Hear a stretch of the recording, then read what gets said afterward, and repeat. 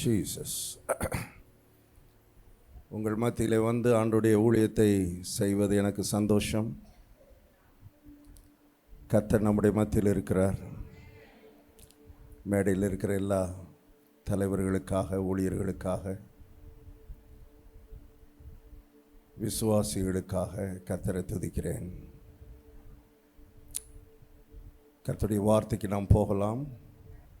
ஆதியாகமத்தின் புஸ்தகம் 1ஆம் அதிகாரம் 26வது வசனம். நமது சாயலாகவும் நமது ரூபத்தின் படியேயும். எல்லாரும் கண்களை மூடி ஜெபிப்போம்.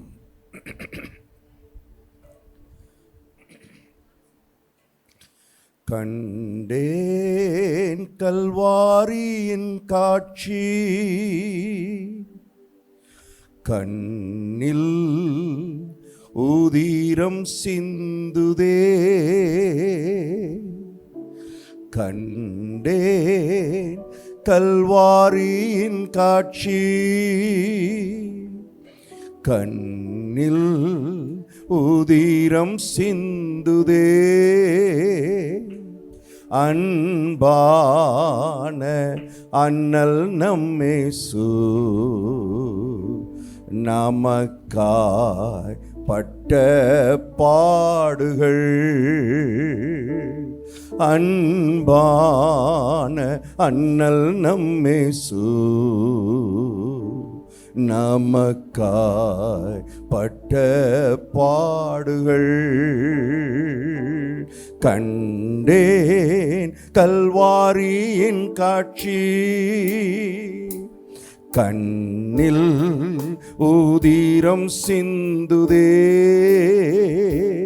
கண்டேன் கல்வாரியின் காட்சி,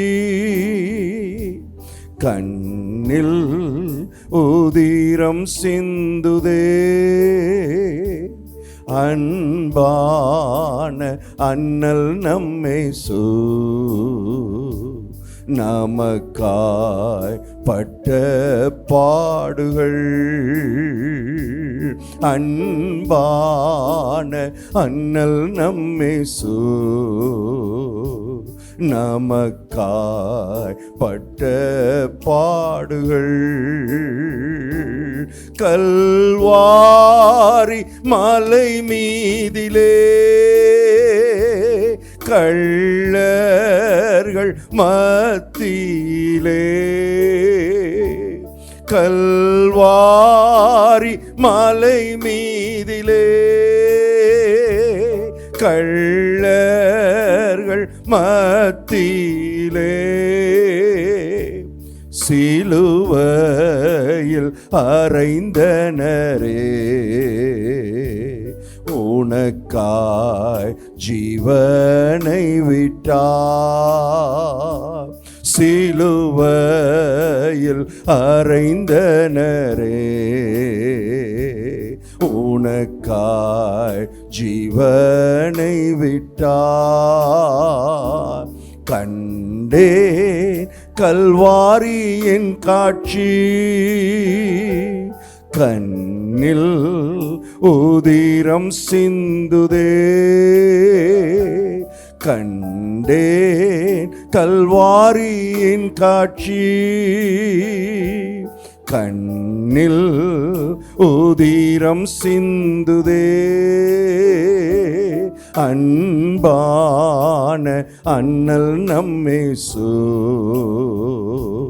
நமக்காய் பட்ட பாடுகள். அன்பான அண்ணல் நம்மேசு நமக்காய் பட்ட பாடுகள். நல்ல பிதாவை நாங்களுமே துதிக்கிறோம். நம்முடைய கல்வாரின் அன்புக்காக நாங்கள் உமக்கு நன்றி செலுத்துகிறோம். இங்கு வந்து உட்கார்ந்திருக்கிற அத்தனை பேரை நீ நேசிக்கிறதுக்காக ஸ்தோத்திரம். உம்முடைய அன்பை ஆழமாய் புரிந்து கொள்ள, இந்த வெளிப்படுத்தலை புரிந்து கொள்ள உம்முடைய பிள்ளைகளுடைய மனக்கண்கள், ஆவியின் கண்கள் பிரகாசமாகும்படி நாங்கள் செபிக்கிறோம். தொடர்ந்து உம்முடைய வார்த்தைகளை எங்களுக்கு அனுப்பும். எங்களுடைய செவிகளை திறந்துவிடும். இயேசு கிறிஸ்துவின் நாமத்தில் பிதாவே, ஆமென். ஆண்டவராய் இயேசு கிறிஸ்துவை இதுவரை ஆண்டவராக இரட்சகராக ஏற்றுக்கொள்ளாதவர்களுக்கு யாராவது இருப்பீர்களானால், இந்த இயேசுவுக்கு உங்கள் உள்ளத்தை, இருதயத்தை திறந்து கொடுக்கும்படி ஆண்டவர் உங்களுக்கு ஒரு அழைப்பு கொடுக்கிறார். இந்த இயேசு ஒருவர்தான் மனிதனுடைய பாவத்துக்காக தன்னுடைய ஜீவனை கொடுத்தவர், இரத்தத்தை சிந்தினவர். இயேசு உள்ள வரும் பொழுது நம்முடைய இருதயத்தை மாற்றுகிறது மாத்திரமல்ல, நம்முடைய வாழ்வையே ஒட்டுமொத்தமாக மாற்றுகிறார். வேதத்தில் எழுதப்பட்டிருக்கிறது, ஒருவன் கிறிஸ்துவுக்குள் இருந்தால் புது சிருஷ்டியாக இருக்கிறான், பழையவைகள் ஒழிந்து போயின, எத்தனை புதிதாயின? சத்தமாக சொல்லுங்க, எத்தனை புதிதாயின? எல்லாவற்றையும் புதிதாக்குகிறார். வாழ்க்கையில், குடும்பத்தில், தனிப்பட்ட வாழ்க்கையில், குடும்ப வாழ்க்கையில், தொழிலில், வேலையில், சரீரத்தில், வியாபாரத்தில், மனதில், எண்ணங்களில், சிந்தையில், உணர்ச்சிகளில், எல்லா பகுதியிலும் கர்த்தர் கை வைக்கும்படி விரும்புகிறார். ஆகவே இயேசுவை உள்ளத்தில் ஏற்றுக்கொள்வது நமக்கு லாபம் என்று கர்த்தர் சொல்லுகிறார். அவருடைய லாபத்துக்காக நம்மளை கூப்பிடலை, நம்முடைய லாபத்துக்காக நம்மை கூப்பிடுகிறார். இயேசுவை உள்ளத்தில் ஏற்றுக்கொள்ளும் பொழுது இனம் புரியாத சமாதானம், சந்தோஷம், நிம்மதி, வாழ்வு, சுகம், பலன், ஆரோக்கியம், செல்வம், செழிப்பு, வளம், அருமையானவர்களே, தீர்க்காயுசு, இவைகளெல்லாம் இந்த உலகத்தில் கொடுத்து மரித்த பிறகு அந்த பரலோகத்தையும் கொடுக்கிற ஒரே ஒரு தெய்வம் ஆண்டவராய் இயேசு கிறிஸ்து மாத்திரமே. ஆகவே இயேசு கிறிஸ்துவை இதுவரை ஏற்றுக்கொள்ளாதவர்கள் ஒருவேளை இங்கே இருப்பீர்களானால், இருதயத்தை திறந்து இந்த கல்வாரி சிலுவையில் உங்களுக்காக இரத்தம் சிந்தின இயேசுவுக்கு ஒரு அழைப்பை கொடுக்கும்படி உங்களுக்கு இந்த தருணத்தை கர்த்தர் கொடுக்கிறார். இயேசு கிறிஸ்துவை ஏற்றுக்கொண்டவர்கள் எதற்காக கடவுள் நம்மை இந்த உலகத்தில் உண்டாக்கினார் என்கிற நோக்கத்தை புரிந்து அந்த நோக்கத்தை நிறைவேற்றும்படி நாம் இந்த உலகத்திலே வாழ்வதற்காக கர்த்தர் நமக்கு ஒரு அழைப்பு கொடுக்கிறார். ஏதோ பிறந்துட்டோம், ஏதோ வண்டி ஓடிக்கிட்டு இருக்குது, ஏதோ ஒரு நாள் வரும், அன்னைக்கு மூச்சு நம்மளை விட்டு போகும், போய் சேருவோம். அதுக்காக நாம் இந்த உலகத்திலே படைக்கப்படவில்லை, அதற்காக கர்த்தர் நம்மை ரட்சிக்கவில்லை. நான் சொல்கிறேன், இங்கே இருக்கிற எல்லாரை குறித்து தேவன் ஒரு உன்னதமான திட்டத்தை போட்டு உங்களை தெரிந்து கொண்டிருக்கிறார், உங்களை அழைத்திருக்கிறார். அந்த திட்டத்தையும் அந்த நோக்கத்தை நிறைவேற்றுவதற்காகத்தான் நாம் இந்த உலகத்திலே வாழ வேண்டும். ஆமென். ஏன் வாழ்கிறோன்னே தெரியாமல் நம்ம வாழ்ந்தோன்னா அருமையான ஒரு அர்த்தமே இல்லாமல் ஒரு அர்த்தமில்லாத ஒரு வாழ்க்கையாக மாறிடும். ஆகவே இந்த மாலை நேரத்திலே கர்த்தருடைய ஆவியானவர் நம்முடைய வாழ்க்கை நோக்கத்தை நம்மோடு பேசும்படி விரும்புகிறார். பாருங்க, எந்த பொருள் இந்த உலகத்தில் உருவாக்கப்பட்டாலும் உண்டாக்கப்பட்டாலும் அது ஒரு நோக்கத்தை நிறைவேற்றுகிறதற்காகத்தான் உண்டாக்கப்படுது. அப்படிதானா? இந்த ஃபேனை உண்டாக்கியிருக்கிறாங்க, எதுக்கு உண்டாக்கியிருக்கிறாங்க சொல்லுங்க? காற்று வரணும், நமக்கு சுகமாக இருக்கணும். சேர் எதுக்கு? உட்கார்றதுக்கு. வாட்ச் எதுக்கு? டைம் பார்க்குறது. ஃபோன் எதுக்கு? அதுக்கு நிறையா இருக்குது, விட்டுருவோம். கண்ணாடி எதுக்கு? செருப்பு எதுக்கு? சொல்லுங்க, நீங்க எதுக்கு? அது தெரியாம தானே முழிச்சுக்கிட்டு இருக்கோம். அதுதான் பிரதர் எங்களுக்கு தெரியல. நான் எதுக்கு வந்தேன், ஏன் பிறந்திருக்கிறேன், என்ன நடக்குது, நான் எதுக்கு இருக்கிறேன்னே எனக்கு தெரியலையே. ஒரு பொருளை குறித்த நோக்கத்தை நாம் அறியாவிட்டால், ஒரு பொருளை குறித்த நோக்கத்தை நாம் அறியாவிட்டால் அந்த பொருளையே நம்ம வீணாக்கிடுவோம். கவனிங்க, ஒரு பொருளை குறித்த நோக்கம் நமக்கு தெரியலைன்னா அந்த பொருளையே நாம் வீணாக்கி விடுவோம். ஆமேன். எனக்கு ஒரு ஹெல்ப் பண்ணுவீங்களா? எல்லாரும் உதவி செய்வீங்களா? செய்வீங்களா செய்ய மாட்டீங்களா? எனக்கு சொன்னாங்க, திண்டுக்கல்ல Church of God in Christ சபையில் உள்ளவங்க, சபைக்கு வர்றவங்க, அவங்கள மாதிரி கீழ்ப்படுகிறவங்க உலகத்திலே இல்லைன்னு சொல்லிவிட்டாங்க.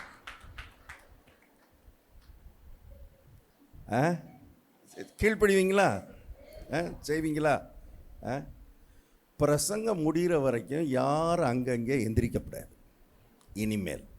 சரியா? அங்கே இங்கே யாரும் என்ன செய்யாதீங்க, நடக்காதீங்க. ஏன்னா கர்த்தருடைய வார்த்தையை நம்ம கனப்படுத்தணும். வார்த்தையை கனப்படுத்தும் பொழுது கர்த்தரையே கனப்படுத்துகிறோம். ஏன்னா ஆதியிலே வார்த்தை இருந்தது, அந்த வார்த்தை தேவனிடத்தில் இருந்தது, அந்த வார்த்தை தேவனாகவே இருந்தது. வார்த்தையை கனப்படுத்தும் பொழுது தேவனை கனப்படுத்துகிறோம். இப்போ மட்டும் இல்லை, இந்த கூட்டத்தில் மட்டும் இல்லை, எப்போ சர்ச்சுக்கு வந்தாலும் உள்ளே வந்துட்டிங்கன்னா முடிகிற வரைக்கும் ஒரே இடத்துல இருந்து கர்த்தரை மகிமைப்படுத்தணும். சரியா? அங்கே இங்கே நடக்காதீங்க. It will disturb others. பாருங்கள், அது என்னையும் டிஸ்டர்ப் பண்ணும், வசனத்தை ஆர்வமாக கேட்டுக்கிட்டு இருக்கிற மற்றவங்களையும் அதை என்ன செஞ்சிடும், டிஸ்டர்ப் பண்ணிடும். இனிமேல் அங்கே இங்கே எந்திரிச்சு நடக்காதீங்க. கர்த்தருடைய வார்த்தையை தொடர்ந்து கேட்போம். ஸோ ஒரு பொருளை குறித்த நோக்கம் நமக்கு தெரியலைன்னா அந்த பொருளையே நம்ம என்ன செஞ்சுருவோம், வீணாக்கிடுவோம். உதாரணத்துக்கு இந்த மைக் இருக்குது. இந்த மைக் எதுக்கு? பேசுறதுக்கு. ஒருவேளை இந்த மைக்கு எதுக்குன்னே எனக்கு தெரியலைன்னு வைங்க, எனக்கு ஒருவேளை தெரியலைன்னு வைங்க, இந்த மைக்கு எதுக்குன்னே தெரியலை, இந்த மைக்கினுடைய நோக்கம் எனக்கு தெரியலைன்னா இந்த மைக்கை நான் என்ன பண்ணுவேன் தெரியுமா? நான் சில வருடங்களுக்கு முன்னால் பெந்தைக்கோஸ்தே சபைக்குனே அடையாளமாக ஒன்று இருந்துச்சு.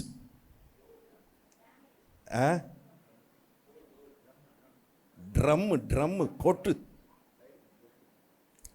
எங்கள் அப்பா பாஸ்டர். எங்கள் அப்பா சர்ச்சில் நான் ஹாஃப் ட்ரவுசர் போட்டுக்கிட்டு இந்த சின்ன பையன் இந்த அளவில் நான் தான் அந்த ட்ரம் அடிப்பேன். எங்கள் அப்பா சர்ச்சில் நான் தான் ட்ரம் அடிப்பேன். எனக்கு இந்த மைக்கை பார்க்கும்போது எப்படி தெரியுதுன்னா, அந்த ட்ரம் அடிக்கிற ஸ்டிக்கு மாதிரி தெரியுது. இது மாதிரியே தான் இருக்கும். அது இதே மாதிரி ஒரு குச்சி இருக்கும், மேலே துணியை சுற்றி இருப்போம். அந்த துணியை சுற்றி டம் டம் டம் டம் டம் வல்லமை உண்டு உண்டு அற்புத வல்லமை இயேசுவே இரத்தத்தால் அடிச்சு நொறுக்கிடுவோம். எனக்கு இந்த மைக்கை பார்க்கும்போது ட்ரம் ஸ்டிக் மாதிரி தெரியுது. அதனால இந்த மைக்கினுடைய ரியல் பர்பஸ், உண்மையான நோக்கம் எனக்கு தெரியாதனால ஒருவேளை இது ட்ரம் ஸ்டிக்காக இருக்குமோ நினச்சி நான் இந்த மைக் எடுத்து போய் ட்ரம்மை தட்டினேன்னா ட்ரம் அடித்தா என்ன ஆகும்னு நினைக்கிறீங்க? ட்ரம்மும் போச்சு. ஏன்? Very simple reason. Very simple reason. I do not know the purpose of this microphone. நான் சொல்லட்டுமா? உங்கள் மனைவியை குறித்த நோக்கம் உங்களுக்கு தெரியலைன்னா உங்கள் மனைவியினுடைய வாழ்க்கையை வீணாக்கிடுவீங்க. உங்கள் புருஷனை கர்த்தர் எதுக்கு உங்களுக்கு கொடுத்துருக்கிறாருன்னு புருஷனை குறித்த நோக்கம் உங்களுக்கு தெரியலைன்னா புருஷனுடைய வாழ்க்கையை வீணாக்கிடுவீங்க. பிள்ளைகளை கர்த்தர் எதுக்கு கொடுத்திருக்கிறாருன்னு பிள்ளைகளை குறித்த நோக்கம், கர்த்தருடைய நோக்கம், ரியல் பர்பஸ் என்னன்னு உங்களுக்கு தெரியலனா பிள்ளைகளுடைய வாழ்க்கையை வீணாக்கிடுவோம். கர்த்தர் நம்ம கொடுத்த நேரத்தை குறித்த நோக்கம் நமக்கு தெரியலனா நம்முடைய நேரத்தை வீணாக்கிடுவோம். கர்த்தர் நம்ம கையில் கொடுக்கிற பணத்தை குறித்த நோக்கம் நமக்கு தெரியலனா பணத்தை வீணாக்கிடுவோம். நம்மை குறித்த நோக்கமே நமக்கு தெரியலனா சொல்லுங்க, 90 வருஷம் வாழலாம், 100 வருஷம் உயிரோடு இருக்கலாம், எல்லாம் வீணாக போயிடும். இந்த மாலைவிலே கர்த்தர் அதனால தான் ரொம்ப சீரியஸான ஒரு சப்ஜெக்டை நம்மோடு பேசும்படி விரும்புகிறார். கர்த்தர் நமக்கு வெளிப்படுத்தும்படி விரும்புகிறார். கர்த்தர் நமக்கு ரிவீல் பண்ணும்படி விரும்புகிறார்.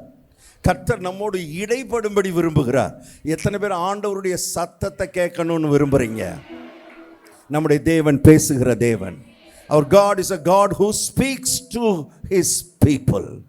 அவருடைய பிள்ளைகளோடு கர்த்தர் பேசுகிற தேவனாய் இருக்கிறார்.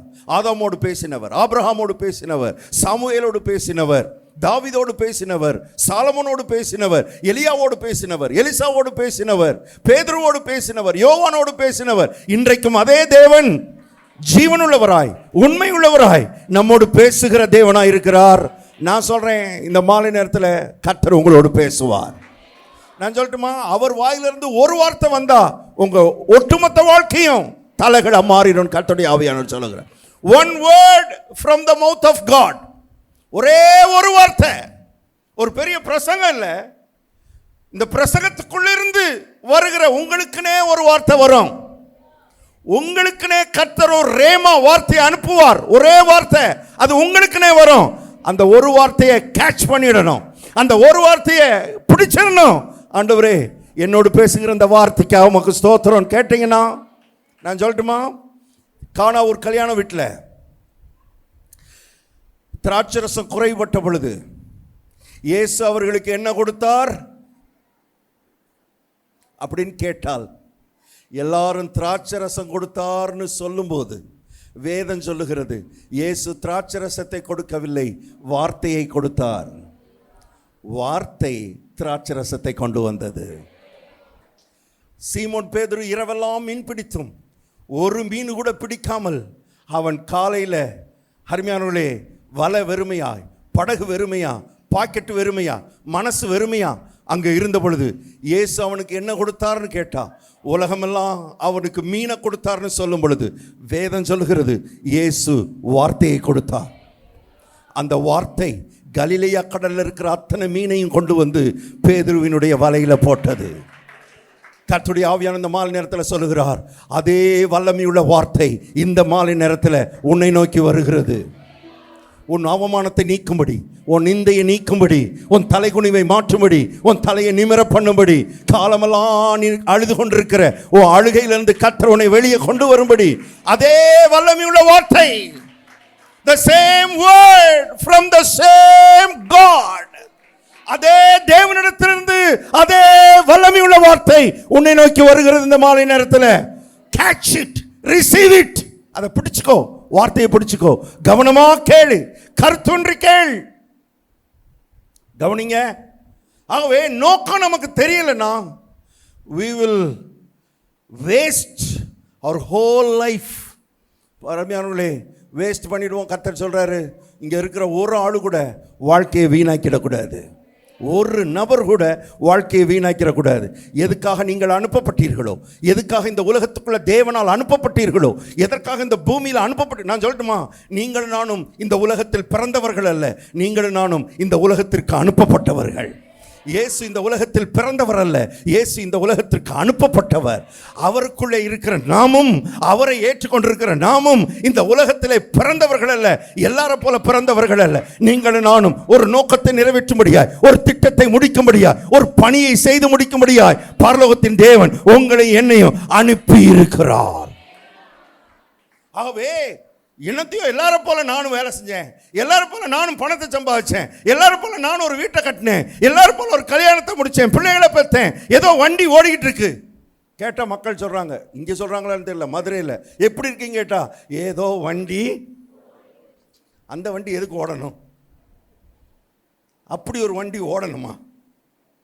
தேவையில்லையே. ஏதோ வண்டி ஓடுறதில்லை, ஓடுற வண்டியெல்லாம் ஒரு டெஸ்டினேஷனை நோக்கி ஓடுகிறது. அது போய் சேர வேண்டிய ஒரு இடம் அதுக்கு இருக்குது. சும்மா ஓடல ஒரு வண்டி கூட. ஆனா வாழ்க்கை தான் மக்களுக்கு சும்மா ஏதோ ஏதோ வந்துட்டோம் பிரதர், ஏதோ பறந்துட்டோம், ஏதோ வண்டி ஓடுது. கர்த்தருடைய ஆவியான நம்ம கண்களை திறப்பாராக. நம்முடைய வாழ்க்கை நோக்கமுள்ள வாழ்க்கையை மாற்றும்படிதான் கர்த்தர் அவருடைய வார்த்தையை நமக்கு எழுதி கொடுத்திருக்கிறார். இந்த வார்த்தையில் கர்த்தர் எல்லாவற்றையும் வெளிப்படுத்தி வச்சிருக்கிறார். இது பக்தி புஸ்தகம் அல்ல, இது காலையில் ஒரு முத்தம், ராத்திரி ஒரு முத்தம் கொடுக்குற புஸ்தகம் அல்ல. இந்த வார்த்தை நம்முடைய வாழ்க்கை குறித்த நோக்கத்தை நமக்கு வெளிப்படுத்துகிற வார்த்தையாக இருக்கிற. நான் கொஞ்சம் வேகமாக போகும்படி விரும்புகிறேன். நம்மை குறித்த நோக்கம் என்ன பாருங்க. எல்லாருக்கும் ஒவ்வொருத்தருக்கும் ஸ்பெசிஃபிக்காக குறிப்பிட்ட நோக்கம்னு இருக்குது. இப்போ நான் என்னை கர்த்தர் பிரசங்கியாராக அழைச்சிருக்கிறார். எல்லாரையும் பிரசங்கியாராக அழைக்கலை, என்னைய பிரசங்கியாராக அழைச்சிருக்கிறார். ஒருத்தரை பாடகரை அழைச்சிருக்கிறார், ஒருத்தரை இன்ஜினியரை அழைச்சிருக்கிறார், ஒருத்தரை டாக்டரை அழைச்சிருக்கிறார். இப்படி ஒவ்வொருத்தருக்கும் ஒரு அழைப்பு இருக்கிறது, ஒவ்வொருத்தரை குறித்தும் ஒரு நோக்கம் இருக்குது. ஆனால் எல்லாருக்கும் பொதுவான ஒரு நோக்கம் இருக்குது. அதைத்தான் இன்னைக்கு நாளைக்கெல்லாம் நம்ம பார்க்க போகிறோம். எல்லாரை குறித்தும் எல்லாருக்கும் பொதுவான காமன் பர்பஸ் ஆஃப் மேன்கைண்ட். மனுஷன் இந்த உலகத்தில் பிறந்தா அவன் எதுக்காக பிறந்திருக்கிறான்? எல்லாருக்கும். இது எல்லாருக்கும் ஒரே மாதிரி, எல்லாருக்கும் சமமான ஒரு நோக்கம். அதைத்தான் நம்ம வாஸ்தவம். மனுஷனை இப்போ கவனிங்க, ஒரு பொருளினுடைய நோக்கம் நமக்கு தெரியலைன்னா யாருக்கிட்ட கேட்டால் தான் தெரியும். ஒரு பொருள், ஏதோ ஒரு பொருள், அது எதுக்குன்னு நமக்கு தெரியலைன்னா யார்கிட்ட கேட்டால் தான் கரெக்டாக தெரியும். அதை மேனுஃபேக்சர் பண்ணாங்கல்ல, மேனுஃபேக்சரர், அவர்கிட்ட தான் கேட்கணும். அப்போ உங்களை பற்றிய நோக்கத்தை கேட்கணும்னா நீங்கள் உங்களையே கேட்டுக்கிட்டு இருக்கக்கூடாது, உங்கள் அப்பா அம்மாட்டையும் கேட்கக்கூடாது. உங்களை ரியலாக இந்த உலகத்துக்குள்ளே பிறக்க வைத்தவர், கொண்டு வந்தவர் கர்த்தர். தகப்பனையும் தாயையும் கர்த்தர் கருவியாக பயன்படுத்தினார். ஆமென். வழங்குதா உங்களுக்கு? ஆனால் நீங்கள் தான் பிறக்கணும்னு தீர்மானித்து இந்த உலகத்துக்குள்ளே கொண்டு வந்தவர் கர்த்தர். எந்த தகப்பனும் தாயும் இந்த குழந்தையத்தான் பெற்றெடுக்கணும்னு தீர்மானித்து பெற்றெடுக்கிறது. எங்கள் அப்பா அம்மா நான் தான் பிறப்பேன் நான் நினச்சாங்க? ஜெபராஜை தான் பெற்றெடுக்கணும் அப்படியா நினச்சாங்க? நினைக்க முடியாது. நான் தான் பிறப்பேன் நினச்சிருந்தா ஒருவேளை கொஞ்சம் யோசித்து கூட இருந்திருப்பாங்க. அவங்களுக்கு நல்லா விளங்கிடுச்சு, தெளிவாக விளங்கிடுச்சு. நான் தான் பிறப்பேன் தெரிஞ்சிருந்தா கொஞ்சம் யோசித்து கூட இருந்திருப்பாங்க. இவன் ரொம்ப ஓவர் பிரைட்டாக இருக்கிறான், இவ்வளவு பிரைட்டாக வேண்டாம், நம்ம கொஞ்சம் கலர் கம்மியாக ஒரு குழந்தையை பெற்றெடுப்போம்னு ஒருவேளை அப்படின்னா பெற்றோர் தீர்மானிக்க முடியும்னா செஞ்சிருக்கலாம். பெற்றோர் ஏதோ ஒரு குழந்தையை பெற்றெடுக்க வேண்டும் என்று தீர்மானிக்கிறார்கள். என்னுடைய பெற்றோர் தீர்மானித்தார்கள். ஆனால் நான் தான் பிறக்க வேண்டும் என்று கர்த்தர் தீர்மானித்தார். நீங்களும் அப்படிதான், நீங்களும் அப்படிதான். நீங்க உங்களை பெற்றெடுக்கணும் உங்க பெற்றோர் தீர்மானிக்கல. ஏதோ ஒரு குழந்தை, அது ஆம்பளை பிள்ளையா பொம்பளை பிள்ளையான்னு கூட அவங்களுக்கு தெரியாது, ஏதோ ஒரு குழந்தையை பெற்றெடுக்கணும் தீர்மானித்தார்கள். ஆனா நீங்க தான் இந்த உலகத்தில் பிறக்கணும், நீங்க தான் இந்த உலகத்தில் வாழணும், நீங்க தான் இந்த உலகத்தில் வளரணும், நீங்க தான் இந்த உலகத்தில் ஏதோ ஒன்றை செய்து முடிக்க வேண்டும் என்று தீர்மானித்து உங்களை இந்த உலகத்துக்குள்ள அனுப்பினவர் வானாதி வானங்கள் கொள்ளாத வானத்துக்கும் பூமிக்கும் சொந்தக்காரராகிய நம்முடைய தேவன். இப்போ அவர் தான் ரியல் மேனுஃபேக்சரர். இப்போ அவர் சொல்றார், மனுஷனை எதுக்கு இந்த உலகத்தில் உண்டாக்குறேன், மனுஷன் இந்த உலகத்தில் என்ன செய்ய போறான், மனுஷனை எதற்காக நான் டிசைன் பண்றேன், அவனை நான் வடிவமைத்தது எதற்காக, எதற்காக அவன் இந்த உலகத்தில் உருவாக்கப்படுகிறான் என்பதை அதிகாரத்தில் கர்த்தர் சொல்லிட்டார். ஆனால் நம்ம தான் அதை இன்னும் சரியா என்ன செய்யலை. சொல்லுங்கம்மா, பார்க்கல, சரியா என்ன செய்யலை. 1 அதிகாரத்தை ஒழுங்கா படிச்சா, ஆதியாகமோ 1 அதிகாரம், ஒரு அதிகாரத்தை ஒழுங்கா படிச்சாலே உருப்பட்டுருவோம்.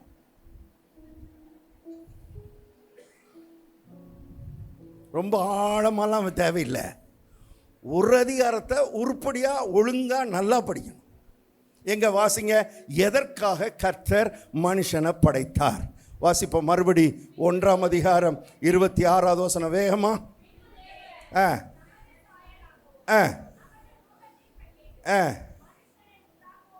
சரி, அவர்கள் அதெல்லாம் விட்டுருங்க, அதெல்லாம் விட்டு கீழே கடைசியில் வாங்க.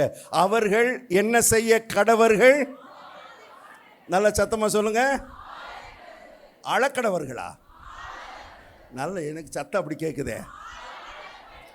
ஆழக்கடவர்களா அளக்கடவர்களா? சிலர் உட்காந்துருக்கிறீங்க, இங்கே உட்காந்து எனக்கு விவரம் தெரிஞ்ச நாளிலிருந்து அழுதுகிட்டு இருக்கேன் பிரதர். எனக்கு என்னைக்கு விவரம் தெரியுமோ அன்னையிலேருந்து நான் அழுதுகிட்டு இருக்கிறேன். உட்காந்துருக்கீங்க சிலர்.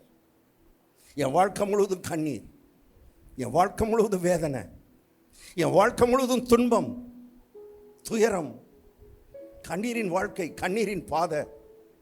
ஏன் கடவுள் என்னை மட்டும் இப்படி படைச்சிட்டார்? இல்லை இல்லை இல்லை, உங்களுக்கு சில விஷயங்கள் புரியலை, தெரியல. நீங்கள் அழுவதற்காக படைக்கப்பட்டவர்கள் அல்ல, ஆளுவதற்காக படைக்கப்பட்டவர்கள். நான் சொல்கிறேன், இந்த உலகத்தில் எந்த மனுஷன் உண்டாக்குகிற பொருளும் அது சோரம் போயிடலாம், கெட்டு போயிடலாம். தேவன் உண்டாக்கின பொருள் கெட்டு போகாது. கெட்டு போனாலும் அதை சரிபடுத்த அவர் உண்மை உள்ளவராக இருக்கிறார். அதான் இன்னைக்கு சொல்ல போகிறேன். ஆளுவதற்காக படைக்கப்பட்ட மனுஷன், ஆளுகை செய்ய வேண்டும் என்கிற நோக்கத்தோடு டிசைன் பண்ணப்பட்ட மனுஷன், ஆள வேண்டும் என்கிற நோக்கத்தோடு வடிவமைக்கப்பட்ட மனுஷன் இன்னைக்கு ஆள்றவனாவா இருக்கிறான்? ஆளுகிறவனா இல்லை, ஆளப்படுகிறவனா இருக்கிறான். சூழ்நிலை ஆளுகிறது, பாவம் ஆளுகிறது, பிரச்சனைகள் ஆளுகிறது, போராட்டங்கள் ஆளுகிறது. தடுமாறுகிறான். சிலருக்கு இந்த உலகத்தில் வாழவே பிடிக்கல, வாழ்க்கையை கசப்பாகிவிட்டது. ஏன் இந்த உலகத்தில் பிறந்தோம் என்கிற எண்ணம் திரும்ப திரும்ப திரும்ப திரும்ப மனதில். கர்த்தருடைய ஆவியானவர் இன்னைக்கு பேசும்படி விரும்புகிறார். மறுபடி சொல்றேன், அவருடைய ஊழியக்காரன் நின்று தீர்க்க தரிசனமா சொல்றேன், நீங்கள் அழுவதற்காக அல்ல, நீங்கள் சூழ்நிலைகளால் ஆளப்படுவதற்காக அல்ல, நீங்கள் ஆளுவதற்காக படைக்கப்பட்டவர்கள். பாவத்தை ஆளணும், பாவத்தை ஆளணும், சாபத்தை ஆளணும், பிசாசை ஆளணும், சூழ்நிலைகளை ஆளணும், உபத்திரவங்களை ஆளணும், நம்மை சுற்றி இருக்கிற காரியங்களை மனிதர்களாகிய நாம் ஆள வேண்டும். அதுக்கு தான் கர்த்தர் படைத்திருக்கிறார். எல்லாரும் சொல்லுங்க, நான் அழுகிற ஆள் இல்லை, நான் ஆள்ற ஆளு. நல்லா நிமிர்ந்து உட்காருங்க இப்போ, அப்படி ராஜா மாதிரி. ஏன்னா ஆள்றவங்க யாரு? ஆதியாமத்தில் இதை சொல்றாரு. வெளிப்படுத்தின விசேஷத்தில் பார்த்தீங்கன்னா இதே தீம், இது அப்படியே ஆவியானவர் வெளிப்படுத்தின விசேஷம் வரைக்கும் கர்த்தர் பேசுறாரு. 1:6 சொல்லுகிறது, நம்மிடத்தில் அன்பு கூர்ந்து தமது இரத்தத்தினாலே நம்முடைய பாவங்களற நம்மை கழுவி நம்முடைய பிதாவாகிய தேவனுக்கு முன்பாக நம்மை நம்மை நம்மை ராஜாக்களும் ராஜாக்களும் ஆசாரியர்களும் ஆக்கின அவருக்கே மகிமை உண்டாவதாக.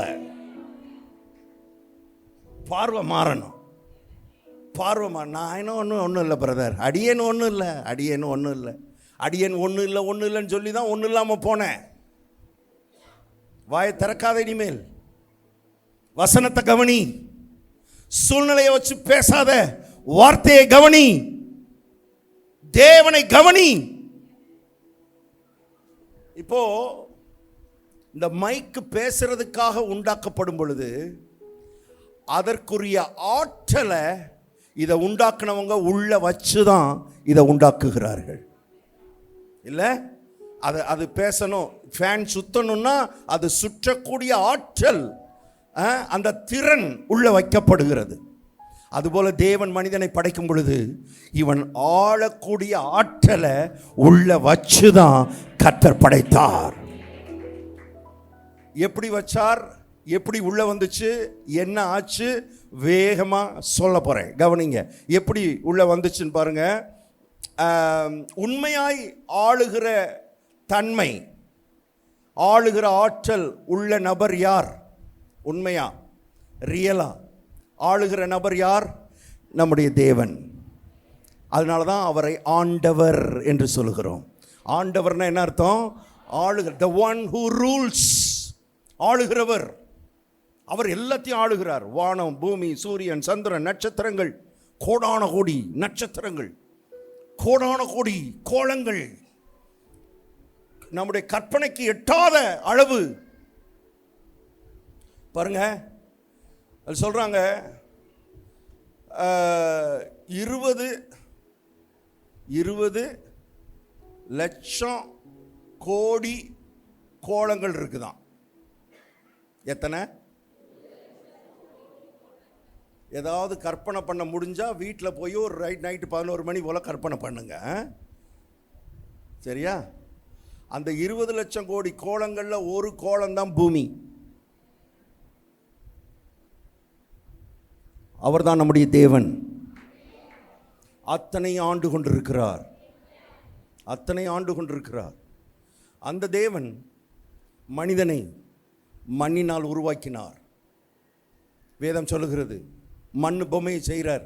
7வது வசனம் வாசிப்போம். ஆதியாகமம் 2:7.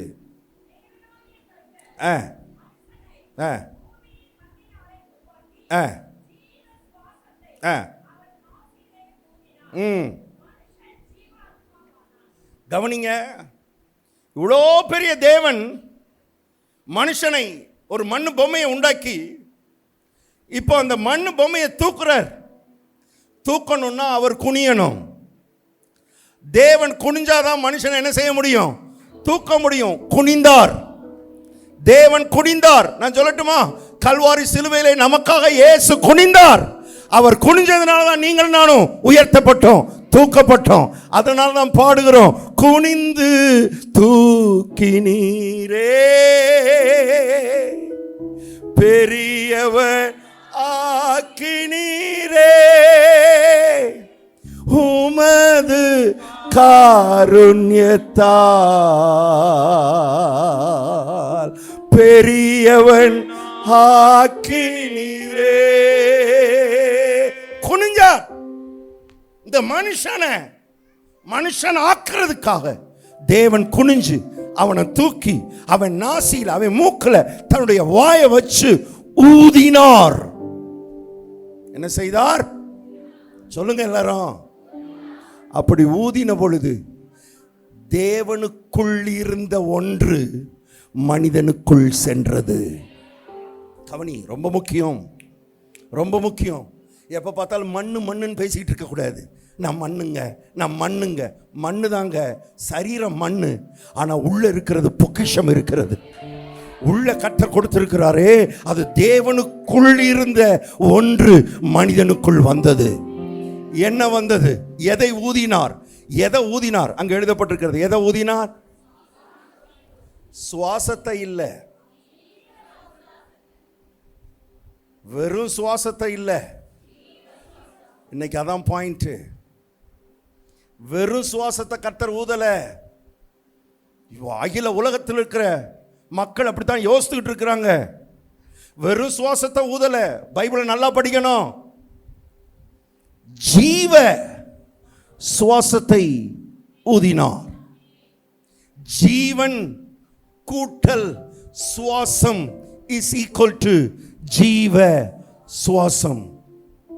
அப்ப தேவன் ஊதின பொழுது வெறும் சுவாசத்தை மட்டும் ஊதல, ஜீவனையும் சுவாசத்தையும் ஊதினார். எல்லாரும் சொல்லுங்க, என்ன ஊதினார்? இப்ப ஜீவன்னா என்னங்க அர்த்தம்? ஜீவன்னா உயிர்னு நம்ம நினைச்சுக்கிட்டு இருக்கோம். நானும் அப்படித்தான் நினைச்சுக்கிட்டு இருந்தேன். ஜீவன்னா உயிர்னு நினைச்சுக்கிட்டு இருந்தோம். வேதத்தை பொறுத்தளவில் ஜீவன்னா வெறும் உயிர் இல்லை. ஜீவன் என்பது ஆழமான வார்த்தை. ஜீவன் என்பது தேவனைப் போலவே ஆளுகிற தன்மை, தேவனைப் போலவே வாழுகிற தன்மை. ஆங்கிலத்தில் சொல்லுகிறார்கள் the very life of God.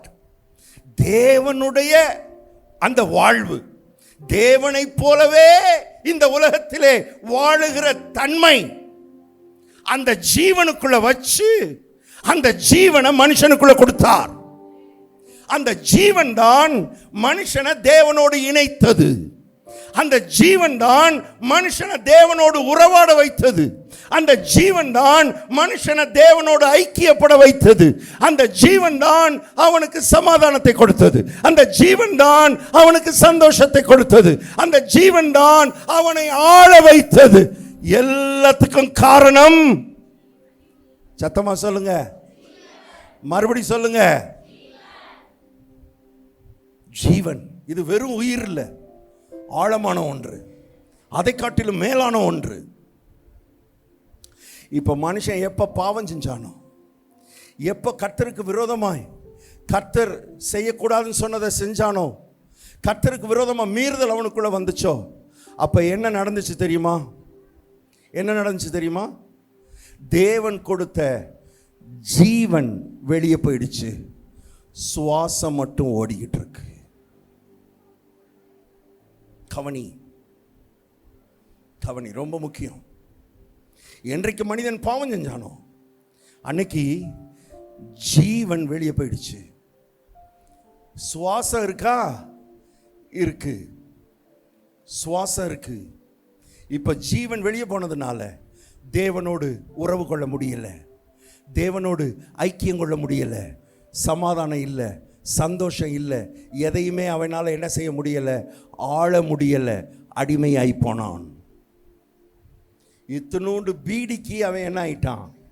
அடிமையாயிட்டான். நான் விடணும்னு விரும்புகிறேன் பிரதர், என்னால் முடியலன்றான். ஏன்? Y? he became a slave. அவன் யாராயிட்டான்? அடிமையாயிட்டான். அடிமையானது காரணம் சொல்லுங்க சத்தம். என்ன போயிடுச்சு வெளியே? ஜீவன் வெளியே போயிடுச்சு, ஆளுகை வெளியே போயிடுச்சு. ஜீவன் வெளியே போனதுனால இப்போ உள்ள மரணம் வந்து விட்டது. உள்ள வேதத்தில் மரணம் என்பது செத்து அப்படி கீழே விழுகிறது இல்லை. எல்லா எதிர்மறையான காரியங்களும் மரணத்துக்கு கீழே வரும். கொஞ்சம் கொஞ்சமாக மனிதனுக்குள்ளே சாவு ஆரம்பிச்சிச்சு. அவனுடைய எண்ணங்களில் சாவு, அவனுடைய உணர்ச்சிகளில் சாவு, அவனுடைய ஆவியில் சாவு, ஆத்மாவில் சாவு, கடைசியில் சரீரத்தில் சாவு. எல்லாம் வாழ்க்கை முழுவதும் சண்டை, பிரச்சனை, போராட்டம். குடும்பத்தில் டெய்லி சண்டை வருதா? எங்கேயோ மரணம் வேலை செய்யுதுன்னு அர்த்தம், ஜீவன் உள்ள இல்லைன்னு அர்த்தம். கவனி, ரட்சிக்கப்பட்ட ஆத்மாவே, உன்னோட கர்த்தர் பேசும்படி விரும்புகிறார். மரணத்துக்கு உள்ள வேலை இடம் கொடுக்கவே கூடாது.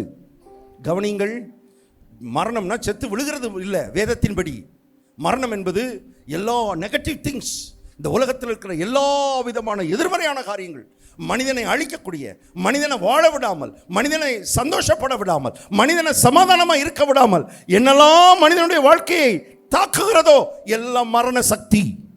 மரண சக்தி. அதுக்கு வாசலை திறந்து விட்டது யார்? ஆதாம். ஜீவன் வெளியே போயிடுச்சு, ஜீவன் வெளியே போயிடுச்சு. இப்போ கவனிங்க, இப்போ கவனிங்க. இப்போ மறுபடி மனிதனை ஆளுகிறவனா மாற்றணும், மறுபடி மனிதனை தேவனோடு உறவாட வைக்கணும், மறுபடி மனிதனை தேவனோடு ஐக்கியப்பட வைக்கணும், மறுபடி மனிதன் சமாதானம் உள்ளவனாய், சந்தோஷம் உள்ளவனாய், நிம்மதி உள்ளவனாய், வாழ்கிறவனாய் அவனை மாற்றணும்னா மனுஷனுக்கு இப்போ என்ன தேவை? மனுஷனுக்கு என்னங்க தேவை? மதம் வேண்டாம். மனுஷனுக்கு மதம் தேவையில்லை. மனுஷனுக்கு தேவை மதத்தின் கொள்கை இல்லை. மனுஷனுக்கு தேவை மதத்தின் சட்ட திட்டங்கள் தேவையில்லை. மனுஷனுக்கு தேவை என்ன? ஜீவன். ஜீவன். ஏன்னா ஏதேன் தோட்டத்தில் மனுஷன் இழந்தது மதத்தை இழக்கல, மனுஷன் இழந்தது ஜீவனை இழந்தான். நான் சொல்லட்டுமா? மனிதன் இழந்து போன, ஏதேன் தோட்டத்தில் இழந்து போன அந்த ஜீவனை கொடுக்கும்படி இந்த உலகத்துக்கு வந்த ஒரே ஒரு தெய்வம், ஒரே ஒரு ஆண்டவர், நீங்களும் நானும் ஆராதிக்கிற இயேசு கிறிஸ்து மாத்திரமே. அதனாலதான் வேதம் சொல்லுகிறது, யோவான் எழுதின சுவிசேஷம் 1 அதிகாரம் 4வது வசனம் சொல்லுகிறது, இயேசுவை குறித்து சொல்லும் பொழுது அவருக்குள் மதம் இருந்ததுன்னு சொல்லல, அவருக்குள் மதம் இருந்ததுன்னு சொல்லல. கிறிஸ்தவம் ஒரு மதம் அல்ல. கிறிஸ்து ஒரு மதத்தின் தலைவர் இல்லை. இன்னைக்கு சர்ச்சுக்கு வர்றவங்களே ஒரு மத சடங்கை நிறைவேற்றிட்டு போற மாதிரி வர்றாங்க. ஆவிக்குரிய மக்கள், ரட்சிக்கப்பட்ட மக்கள், ஞாயிற்றுக்கிழமை ரொட்டீனா போயிட்டு வந்துருவோம் பிரதர். ஞாயிற்றுக்கிழமை ஆயிடுச்சுன்னா கோயிலுக்கு போயிட்டு வீட்டில் வந்து சிக்கன் சாப்பிடலன்னா ஒரு மாதிரி இருக்கும் பிரதர். அந்த மாதிரி ஒரு பழக்கம், அந்த மாதிரி ஒரு ரொட்டீன் ஆயிடுச்சு மக்களுக்கு. ஒரு மத சடங்கை நிறைவேற்றும்படி இங்கே வரவில்லை. ஜீவனுள்ள தேவனோடு ஜீவனுள்ள உறவை வைக்கும்படி இந்த மாலை நேரத்தில் நீங்கள் நானும் வந்திருக்கிறோம். அவரும் இங்கே வந்திருக்கிறார். மதத்தை உண்டாக்க வரல. மதத்துக்கு இயேசுவுக்கும் சம்பந்தம் இல்லை. அவருக்குள் ஜீவன் இருந்தது. அந்த ஜீவன் மனுஷருக்கு ஒளியாயிருந்தது. அதனாலதான் வேதம் சொல்லுகிறது, தேவன் தம்முடைய ஒரே பேரான குமாரனை விசுவாசிக்கிறவன் எவனோ அவன் கெட்டு போகாமல் நித்திய நித்திய நித்திய மதத்தை அடையும்படி அல்ல, நித்திய ஜீவனை அடையும்படி அவரை தந்தருளி இவ்வளவாய் உலகத்தில் அன்பு கூர்ந்தார். இயேசுகிட்டே போய் நீங்க எதுக்காண்டவர் இந்த உலகத்துக்கு வந்தீங்கன்னு கேட்டா அவர் சொல்லுகிறார், திருடன் திருடவும் கொல்லவும் அழிக்கவும் வருகிறானே அன்றி வேற ஒன்றுக்கும் வரான். நானோ, இயேசுவாகிய நானோ, தேவனாகிய நானோ, ஆண்டவராகிய நானோ ஜீவன் உண்டாயிருக்கவும் அந்த ஜீவன் பரிபூர்ணப்பட வந்தேன். ஒரே நோக்கம், ஒரே எண்ணம். இயேசு உள்ள வந்துட்டாரா? இயேசு இருதயத்துக்குள்ள வந்துட்டாரா? இயேசு குடும்பத்துக்குள்ள வந்துட்டாரா? மரண சக்தி அழிய போகுதுன்னு அர்த்தம். ஜீவன் பெருக போகுதுன்னு அர்த்தம். ஜீவன் பரிபூர்ணப்பட போகுதுன்னு அர்த்தம். ஜீவனுக்கு மேல ஜீவன், ஜீவனுக்கு மேல ஜீவன் உள்ள வேலை செய்ய போகுதுன்னு அர்த்தம். மதத்துக்குள்ள வரல, மத கொள்கைகளை மத சடங்குகளை நிறைவேற்றுறதுக்கு வரல. உள்ளே ஜீவன், உள்ளே ஜீவன் வந்திருக்குது. நான் சொல்றேன், இயேசு ஒரு நாள் ஒரு கிராமத்துக்குள்ள போகிறார். அப்பொழுது இவர் வெளியே இருந்து கிராமத்துக்கு உள்ள போறார். கிராமத்துக்கு உள்ள இருந்து கிராமத்துக்கு வெளியே ஒரு கூட்டம் வருது. அது என்ன கூட்டம்னா, அது ஒரு வாலிபன் மரித்து விட்டான், அவனை அடக்கம் பண்ணுறதுக்காக வருது அந்த கூட்டம். ஸோ அந்த கூட்டத்துக்கு பேர் மரண கூட்டம். அது உள்ளே இருந்து வெளியே வருது, வெளியே இருந்து உள்ள ஒரு கூட்டம் போகுது. இது என்ன கூட்டம்? நானே வழியும், நானே சத்தியமும், நானே ஜீவனுமா இருக்கிறேன் என்ற ஜீவ கூட்டம் உள்ள போய்கிட்டு இருக்குது. கவனிங்க, எப்பொழுதெல்லாம் ஜீவன் மரணத்தை சந்திக்கிறதோ அப்பொழுதெல்லாம் ஜீவன் மரணத்தை ஜெயிக்கிறது. எப்பொழுதெல்லாம் ஜீவன் மரணத்தை சந்திக்குதோ அப்பொழுதெல்லாம் ஜீவன் மரணத்தை ஜெயிக்கிறது. நான் சொல்றேன், இயேசு உள்ள வந்துட்டாரா? இயேசு உள்ள வந்துட்டாரா? இயேசு இருதயத்துக்குள்ள வந்துட்டாரா? குடும்பத்துக்குள்ள வந்துட்டாரா? வீட்டுக்குள்ள வந்துட்டாரா? இதுவரைக்கும் வந்த மாதிரி தெரியலன்னா இன்னைக்கு ஏற்றுக்கொள். இன்னைக்கு உள்ள வாங்க, ஆண்டவரின் கூப்பிடு. இன்னைக்கு மதத்தை கூப்பிடாத, இயேசுவை கூப்பிடு. மதத்துக்குள்ள வராத, இயேசுவுக்குள்ள வா. மதத்துல இருந்தேனா, கிறிஸ்தவ மதத்துல இருந்தேனா, கிறிஸ்தவ மதத்துல இருந்து வெளியே வா. கிறிஸ்தவ மதத்துக்குள்ள இருக்கும்படி கர்த்தர் கூப்பிடல, கிறிஸ்துவுக்குள் இருக்கும்படி கர்த்தர் கூப்பிடுகிறார். அவர் உள்ள வர வர வர வர எவ்வளவு இடத்தை கொடுக்கிறோமோ, எவ்வளவு ஸ்பேஸ் அவருக்கு கொடுக்கிறோமோ, எவ்வளவு வாசல் அவருக்கு திறக்கிறோமோ, திறக்க திறக்க திறக்க திறக்க மரணம் அழிந்து ஜீவன் பெருக ஆரம்பிக்கிறது. ஜீவனும் மரணமும் சந்தித்தது, ஜீவன் மரணத்தை வென்றது. கைய வச்ச உடனே வென்றது. மரணமுன் கூரெங்கே, பாதாளமுன் ஜெயமெங்கே, மரணமுன் கூரெங்கே, பாதாளமுன் ஜெயமெங்கே, சாவையும் நோயையும் பேயையும் ஜெயித்தார். சபையோரே துதி சாற்றிடுவோம், சாவையும் நோயையும் பேயையும் ஜெயித்தார். சபையோரே துதி சாற்றிடுவோம். உயிர்த்தெழுந்தாரே, அல்லேலூயா, ஜெயித்தெழுந்தாரே. எல்லாரும் கரங்களை தட்டி, எழுந்த மீட்பரேசு சொந்தமானாரே. உயிருடன் எழுந்த, உயிருடன் எழுந்த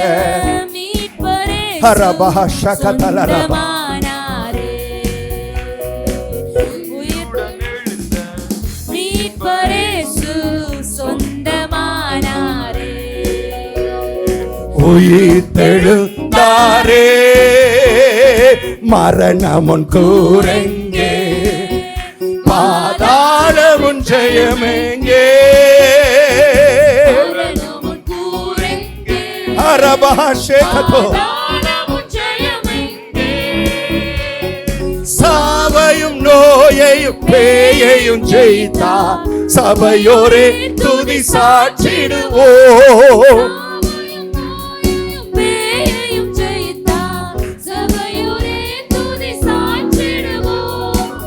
உயிர்த்தெழுந்தாரே, அல்லேலூயா, ஜெயித்தெழுந்தாரே.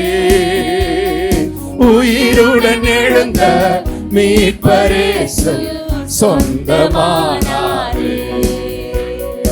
உயிருடன் எழுந்த மீட்பரேசு சொந்தமானாரே. உயிர்த்தெழுந்தாரே. எல்லாரும் கரங்களை தட்டி உயிர் தெழுந்த ஆண்டவரை, உயிர் தெழுந்த ஆண்டவர், மரணத்தை ஜெயித்தவர், பாதாளத்தை வென்றவர். எந்த மனுஷன் அந்த இயேசு கிறிஸ்துவ உண்மையா இருதயத்தை திறந்து ஆண்டவர் இவர்தான் என்னுடைய ஆண்டவர் என்று அறிக்கையிட்டு ஏற்றுக்கொள்கிறானோ, அந்த வினாடி, கவனிங்க, அந்த வினாடி ஏதேன் தோட்டத்தில் ஆதாம் இழந்த ஜீவன் இந்த மனிதனுக்குள்ளே வந்து விடுகிறது. இதுக்கு பேர் தான் ரட்சிப்பு. இதுக்கு பேர் தான் ரட்சிப்பு. ரட்சிப்புனா ஒரு மாதத்திலிருந்து இன்னொரு மாதத்துக்கு வந்துட்டோம் பிரதர். முந்தி அந்த கோயிலுக்கு போய்கிட்டு இருந்தோம் பிரதர், இப்போ இந்த கோயிலுக்கு வந்துக்கிட்டு இருக்கோம் பிரதர். முந்தி தேங்காய் வாழைப்பழத்தையும் தூக்கிட்டு போய்கிட்டு இருந்தோம் பிரதர், இப்போ பைபிளை தூக்கிட்டு போய்கிட்டு இருக்கோம் பிரதர். இது இல்லை பிரதர். இது ஒரு மதத்திலிருந்து இன்னொரு மதத்துக்குள்ள வரல, மரணத்திலிருந்து ஜீவனுக்குள்ளே வந்திருக்கிறோம். மரணத்திலிருந்து ஜீவனுக்குள்ளே கர்த்தர் நம்மை கொண்டு வந்திருக்கிறார். அந்தகாரத்திலிருந்து ஒளிக்குள்ளே, இருளின் ராஜ்யத்திலிருந்து நம்மை விடுதலையாக்கி குமாரனுடைய ஒளியின் ராஜ்யத்திற்கு நம்மை உட்படுத்தி இருக்கிறார். கண்கள் திறக்கப்படணும், நான் எங்க இருக்கிறேன்ற அறிவு வரணும். நாங்களும் கோயிலுக்கு தாங்க போய்கிட்டு இருக்கிறோம், நாங்களும் கிறிஸ்தவங்க தாங்க, நாங்களும் சர்ச்சுக்கு தாங்க போவோம். ஆனால் ஒரே கண்ணீருங்க, வேதனைங்க, துன்பங்க, துயரங்க, பாடுங்க, நிந்தங்க, அவமானங்க, அப்படிங்க இப்படிங்க. என்னங்க எவ்வளோ நாளைக்குங்க? எப்போ என்னங்க? ஏதாவது சொல்லுங்க. என்ன நடந்திருக்குதுன்னு தெரியணுமா தெரிய வேண்டாமா? காலமெல்லாம் அழுகிறது கர்த்தர் நம்மை அழைக்கல.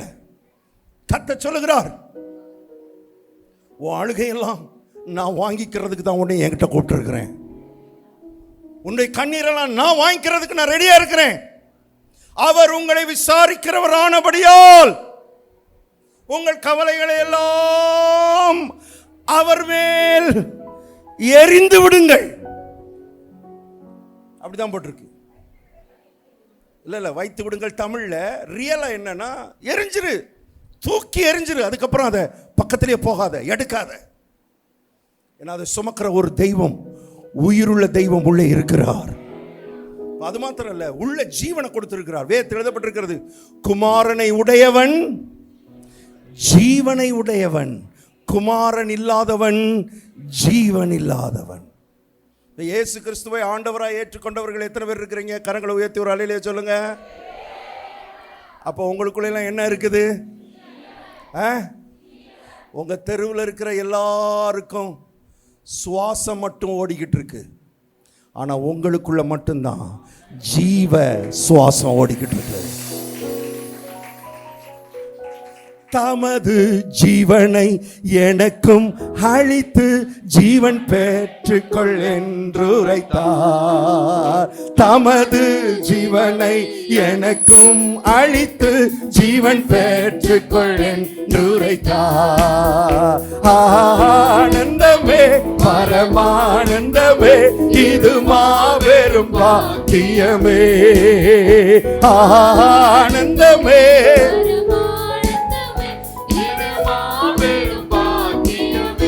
கல்பரஹா, இந்த பாதலத்தின் சொந்தக்காரரவர் எந்த உள்ளத்தில் சொந்தமானார்.